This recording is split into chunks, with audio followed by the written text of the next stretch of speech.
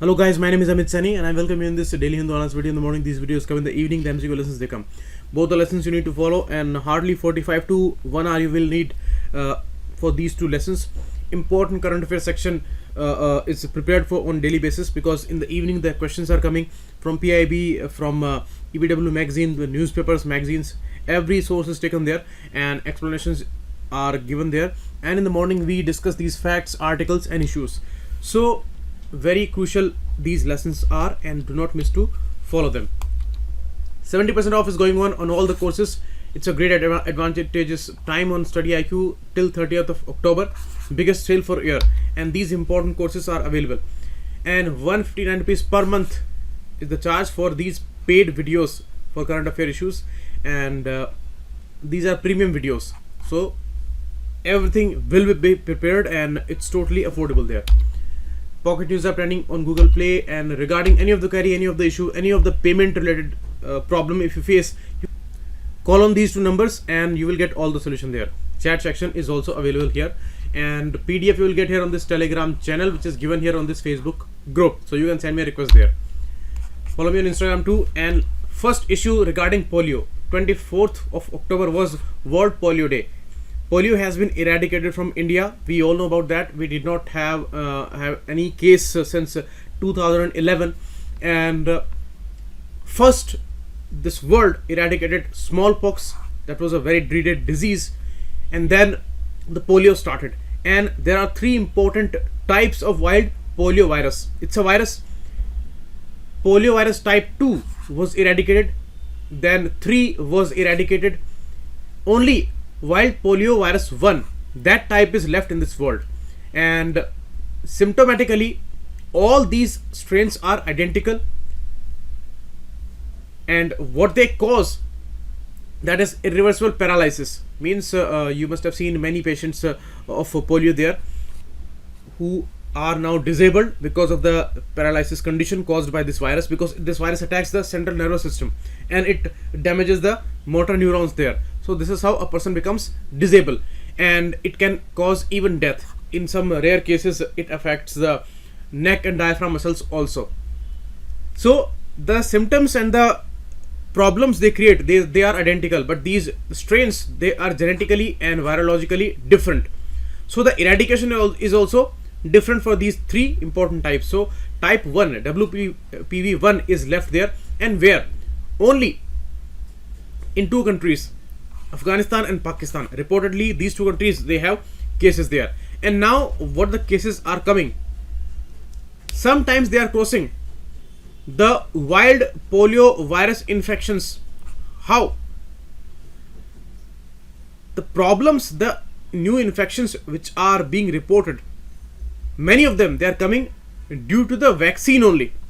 So there is a trouble with the vaccine also, because you see the normal way of spreading of this virus is fecal oral route. Means it is found in the feces, and if that feces is mixed in the water bodies, or anyhow if the food is contaminated, then this virus can reach up to your body, and especially this is taken by your gut. So the antibodies are also present in your body if the infection is there, and it starts attacking the body.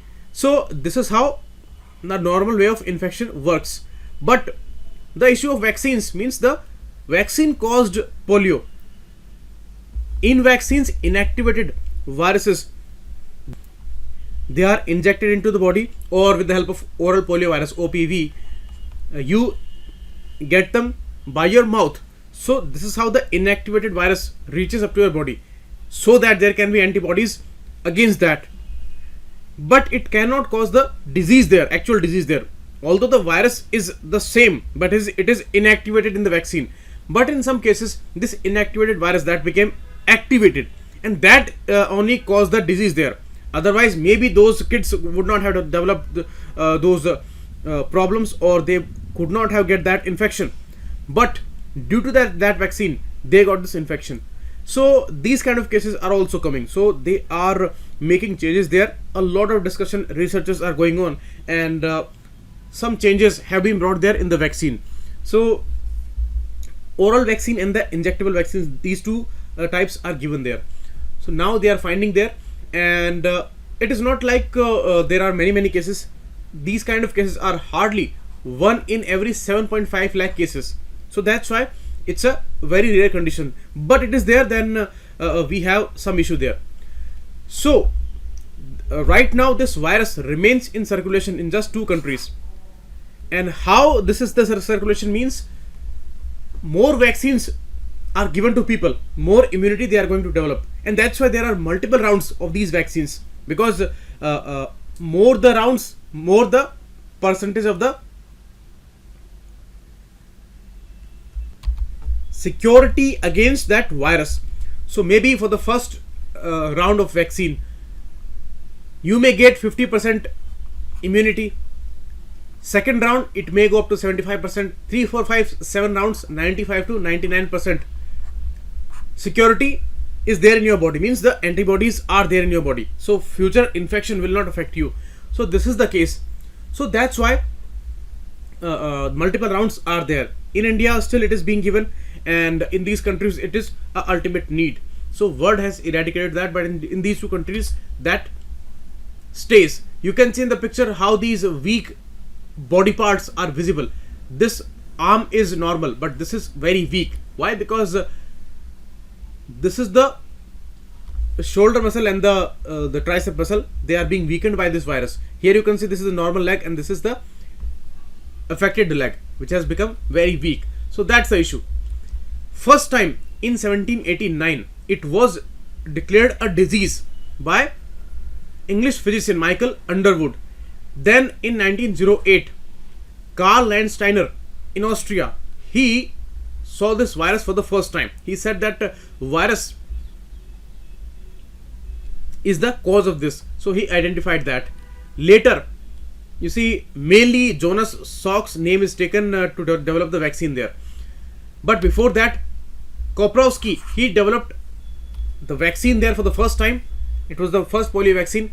Later, the inactivated polio virus vaccine was developed in 1952 by Jonas Salk, and that was given most of the times. So decades went by and we were using that. Oral polio vaccine was also developed by Albert Sabin, so which is also given here. So Do Boond Zindagi Ki means that vaccine was developed by Albert Sabin. So these are the important personalities associated with that. Next issue, as I discussed this issue in the evening lesson yesterday, I asked you a question regarding that India climbs 14 notches in ease of doing business ranking. What was the question? That explains everything. I asked you, does IMF release this latest doing business report, DBR 2020? No, it is not IMF, it is World Bank. UPSC has asked this question many times. Second, India recorded a jump of 14 position. That is correct. But this year, India is at 63rd position. 77 was the last year's rank.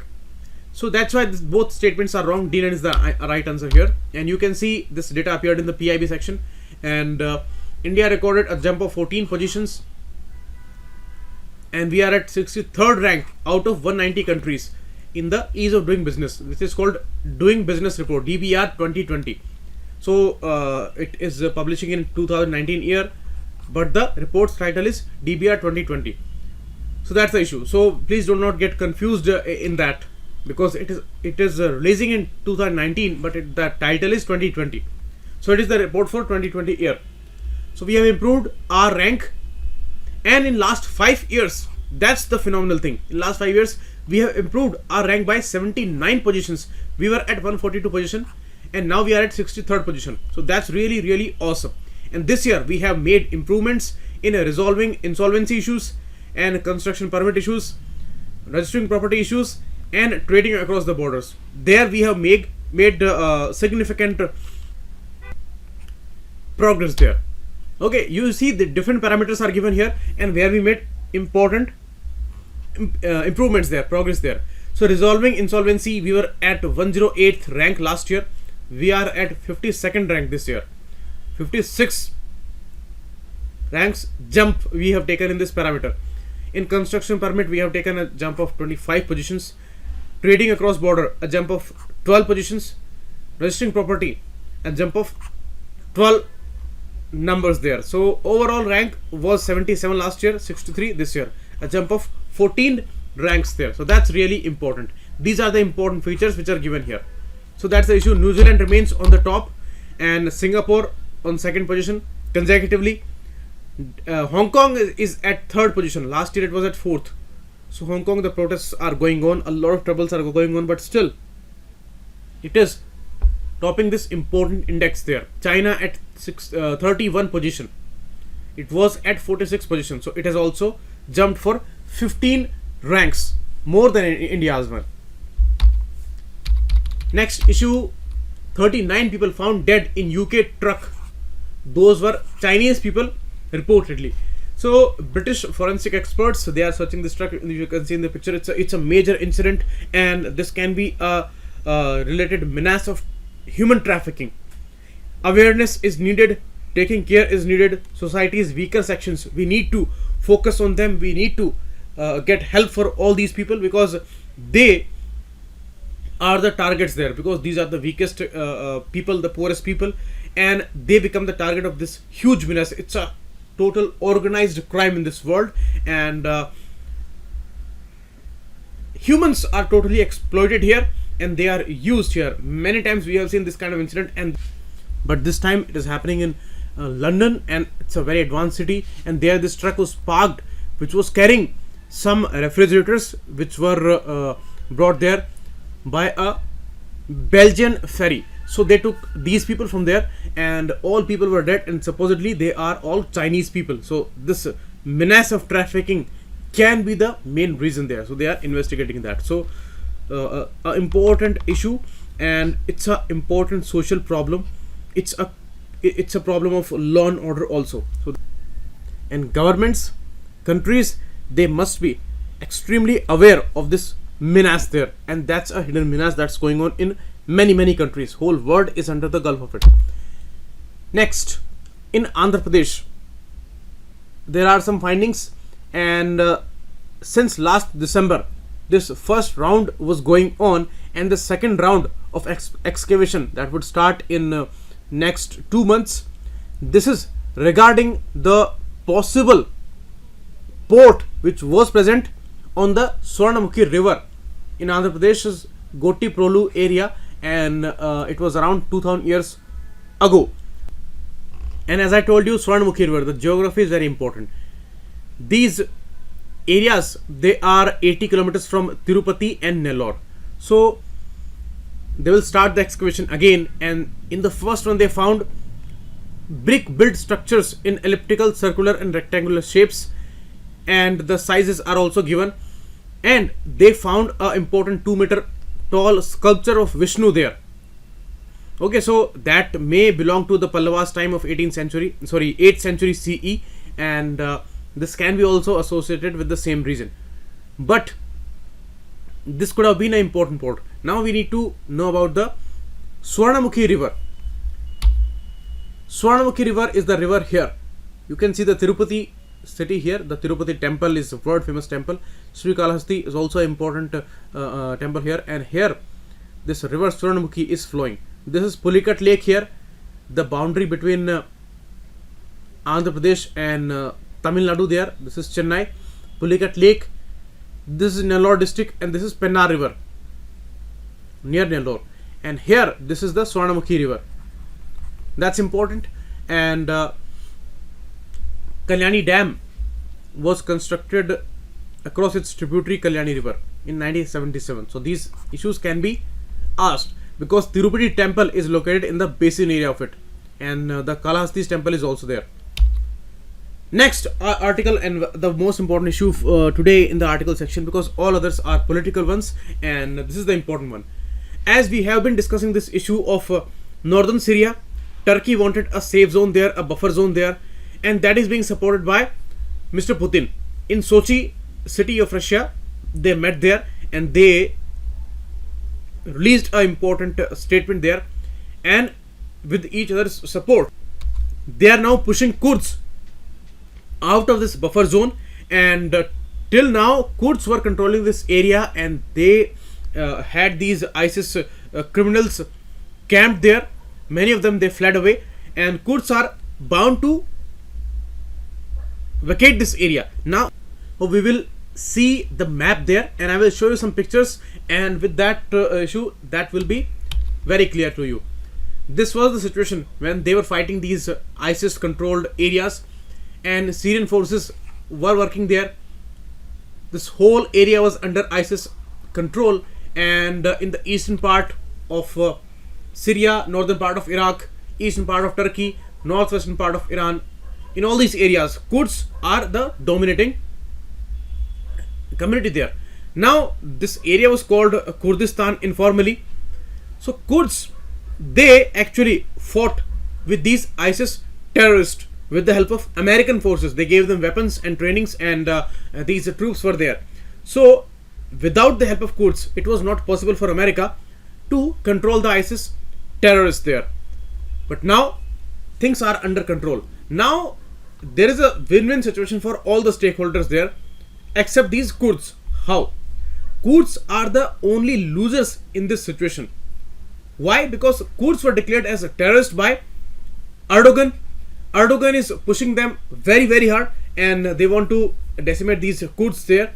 And Turkey said that they have created a lot of problems in Turkey. So they were pushing these Kurds who were supported by US forces there. Because they were supported by US forces and the US influence is diminishing now, Kurds are left alone there. Russia fulfills the vacuum which is created by the withdrawal there, withdrawal of these forces of US. So Russia steps in, and Russia sees that Trump wanted to remove these forces. This was a long goal there, and 3 years are gone by, but till date the withdrawal is not possible, and the total withdrawal is not happening till date. So Trump wanted to escape from there, so that is being done there. Next, Russia wanted to fill this vacuum where America was active and it was failing. Russia wants to go there, and they wanted to uphold this rivalry and a kind of an indirect victory there, because now Russia is at the center stage there. America is no more going to be important. Maybe in the future what happens, we have to see, but today Russia is the most important player there. So Russia comes in. America said that these sanctions will be lifted because now there are no more attacks by Turkish forces on Kurds. So Turkey wanted to escape from these American economic sanctions that it has got there, and Russia is supporting, Russian forces are supporting. So Kurds, they are being pushed from this buffer zone. This was the buffer zone Turkey wanted to create there. It's a 430 kilometer long, 30 kilometer wide a stretch. In that stretch, Turkey wanted a buffer zone. So that is being created there, and YPG forces or the Kurds, they are being forced to leave. So this is something Turkey wanted. So it's a win-win situation for Turkey also. So win-win situation for America, win-win situation for Turkey, win-win situation for Russia. Only losers are the Kurds, who are bound to vacate this area. Now what's going to happen in this area? It is going to be a start of a big bargain.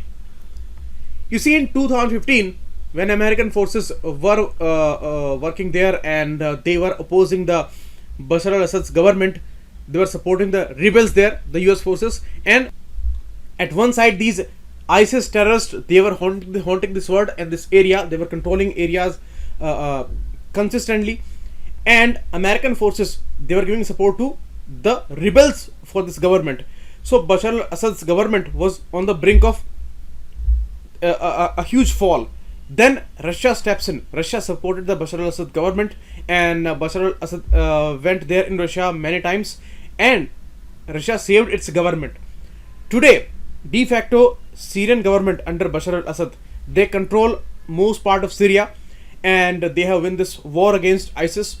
And Americans, they are withdrawing from there, but some areas like Idlib, they are still not in the control of Syrian forces. Syria wanted to start an operation against these important groups who are controlling Idlib there. It's an important city there, but they stopped it. They actually holded it because this Russian-Turkish deal was going on, and it was the part of it that there will be no attack. Now, after this important deal and after this pushing of goods from this buffer area. Attacks will start on Idlib. So a new area will see a lot of devastation there, because the common people, they are bound to live in those conditions. Means all are having their stake there. All these stakeholders, they are asserting their power, their authority. But who is talking about the common people there? Common people just like you and me. They are hurt. They are extremely devastated. They do not see any future there, and this is all happening. All these big players, they are playing their games. Why it happens? Because people ignore a lot of symptoms in their countries, and they ignore the symptoms of extremism. They ignore the symptoms of some religious fanaticism, and they ignore those kind of dominating factors which are ending the democratic process there, and they are establishing something else. Fear is created, pressure is rising. These symptoms are ignored by the people, and those people are bound to experience these kind of devastations. So Idlib people will see this devastation very soon. What's going to happen, we will have to see. But Turkish Syrian forces, they will control this area of Idlib, and people will flee from this area for sure. Okay, so where they will go? So they should settle in this buffer area. This is the demand by Turkey. They should not go to Turkey. That's the actual condition there. So this is how there are many immigrants from Syria in Turkey. Turkey wants to allocate them this important area, and other people, they will be fleeing from Idlib.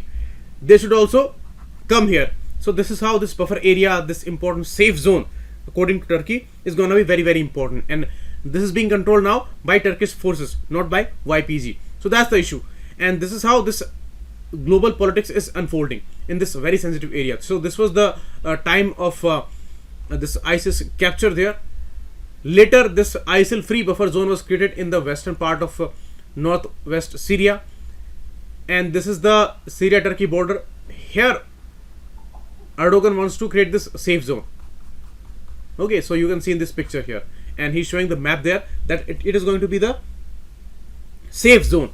400 kilometers long, 30 kilometers wide stretch. So it's a kind of an important stretch there.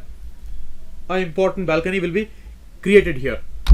That's the issue. So biggest losers in this great game are Kurds, and Russia. Mr. Putin has established himself as the most critical player in the Syrian theater. Trump's role is really confusing. Means what's going to happen in the future? 2 days back they released a notification that some troops will stay, but most of them, they are leaving. So what's going to be the role of America here? We do not know, because always America does like that. It devastates the area and then it leaves the area. So what America is going to do now, we do not know. The role is very confusing and mysterious, because Russia is stepping in, so it will not stay quiet, that's for sure.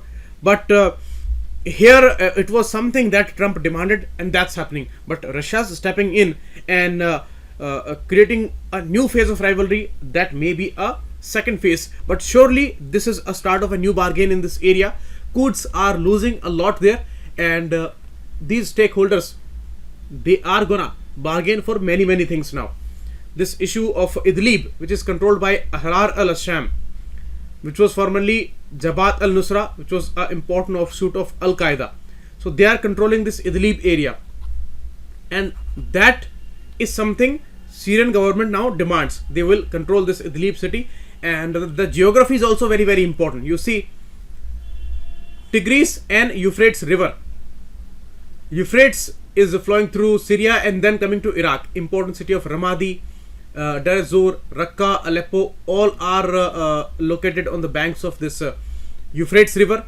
Ancient civilization of Mesopotamia was here only in this region, and on Tigris, many cities like Mosul, Tikrit, Samara, Baghdad, all are located, Tigris river. So this is the area, and very critical this area has become, and possible attacks will be there, and this surely is going to be a beginning of a grand bargain. So this Sochi summit was very important. Okay, Russia is establishing itself as the major player there. Next, National Socialist Council for Nagas, and Isaac Muiva is the specific group. They signed an important deal with central government in 2015. Mr. R.N. Ravi is the present Nagaland's state governor and an important government's interlocutor also for this deal. You see, when this agreement was signed in 2015, then some issues were settled. Now NSC and IM, they want a separate flag and constitution for Nagas, because they say that according to the agreement, this issue was accepted, that they will be conserving our tradition, our history and our culture. So for that we need a separate flag and we need a separate constitution. So flag and constitution, these are totally unacceptable by central government, and they have said no, we will not allow this thing, because India has only one flag, and that's very, very important. And here 31st October is going to be the last date when this issue will be solved, whether this NSC and IM group will comply or not. But we will seize this deal by 31st of October. So that's something important. On October 10, an important leader from NSC and IM, he apprised Mr. Modi for this for this issue, and they were discussing that. But now Mr. Modi ji, he said that close this deal with the end of the October month. So that's why this is going to be very, very important. Many Naga tribes are there. They are in this consensus that there must be a separate flag and constitution. They all demand that. And Mr. Interlocutor R.N. Ravi, the governor there, he said that we cannot decide anything under the fear of guns there. So this issue must be solved with utmost peace. But the flag and the constitution is something very, very huge, and we cannot allow this issue to Nagas there. We respect their culture, we respect their traditions, but this issue is something really important. So Nagas are interpreting the whole issue of 15 agreement very differently, and that is something the central government cannot allow there. So next week is going to be very, very important. It will bring a lot of details regarding this issue, and then we will discuss it in much detail. So this is all for today. We will meet again tomorrow. Thanks a lot. Keep watching. It was Amit Saini.